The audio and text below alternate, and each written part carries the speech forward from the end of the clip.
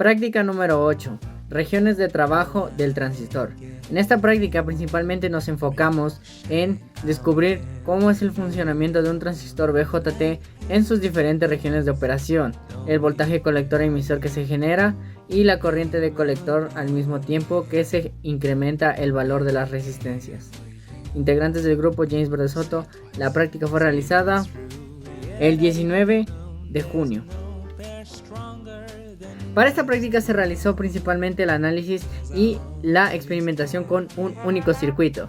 Este circuito buscaba principalmente definir y experimentar con los diferentes valores que se pueden obtener de voltaje colector emisor y corriente colector a medida que se variaba la resistencia de entrada y la corriente de base. En el primer procedimiento se utilizó una fuente de V1 de 0, lo que indicaba que la corriente de base no estaba transcurriendo en ese momento y se obtuviera un voltaje colector emisor máximo. En el siguiente procedimiento se incrementó el voltaje 1 con la esperanza de que se obtuviera una corriente de base de 50 microamperios y se tomaron todos los datos. Después se disminuyó los valores del voltaje colector emisor en 1 hasta que finalmente se obtuvo un voltaje colector emisor aproximado a 0, en este caso de 0.04, y se tomaron todos los valores y el cálculo del beta generado en ese momento. En pantalla estarán apareciendo la tabla junto con todos los valores obtenidos durante la práctica. Los que nos interesan son precisamente la primera fila. Con un V0 de 0 voltios obtuvimos un voltaje base emisor de 2.54, voltaje colector base de 8.47 y un voltaje colector emisor de 9.06 voltios.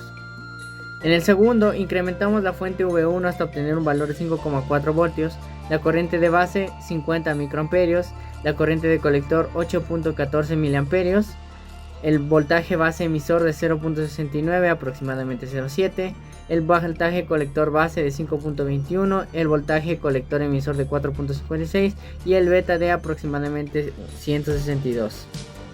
Al llegar a la última, la región de saturación, obtuvimos una corriente de base de 4.44 miliamperios, una corriente de colector de 15.47 miliamperios, un voltaje base emisor de 0.7, un voltaje colector base de 0.7, un voltaje colector emisor de 0.04 y un beta bastante bajo debido a la región de saturación de 3.6. Gracias a la amplificación que se generó durante el experimento, podemos determinar que el beta es de aproximadamente 150, incluso alcanzando valores de 160. La potencia que se ocupa en este transistor es de aproximadamente 600 milivatios. La disipación total del dispositivo es de aproximadamente 625 milivatios, lo que nos indica que no logramos superar la potencia máxima disipada por el transistor. En pantalla se puede observar cómo se realizó y se estableció la misma configuración, pero para un transistor PNP.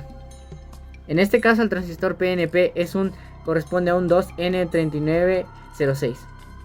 Como se pudo apreciar, al inicio del procedimiento teníamos el transistor operando en región de corte, esto indicando que no había ni corriente de base ni corriente de colector. Una vez conseguimos obtener un voltaje colector emisor lo más bajo posible, logramos determinar que obtuvimos la región de saturación, esto debido a que la corriente que emitía el colector era máxima. Para determinar si un transistor se encuentra en su zona activa, hay que asegurarse de que tenemos corriente de base que ingresa y además corriente de colector y voltaje colector emisor menor al voltaje que estamos ingresando. Un transistor de señal se utiliza principalmente para la amplificación y conmutación de pequeñas señales, microseñales, mientras que uno de potencia es capaz de controlar grandes y enormes cargas. Dada la estructura del transistor, se generan capacitancias internas dentro de su comportamiento como la capacitancia base colector y la capacitancia base emisor, además de que se obtiene una disminución de ganancia beta. Como conclusión, es posible determinar las diferentes regiones en las que opera un transistor utilizando la corriente de base y corriente de colector. Como recomendación, se recomienda realizar la revisión del datasheet con el respectivo código del transistor para verificar los valores máximos a los que se pueden alcanzar.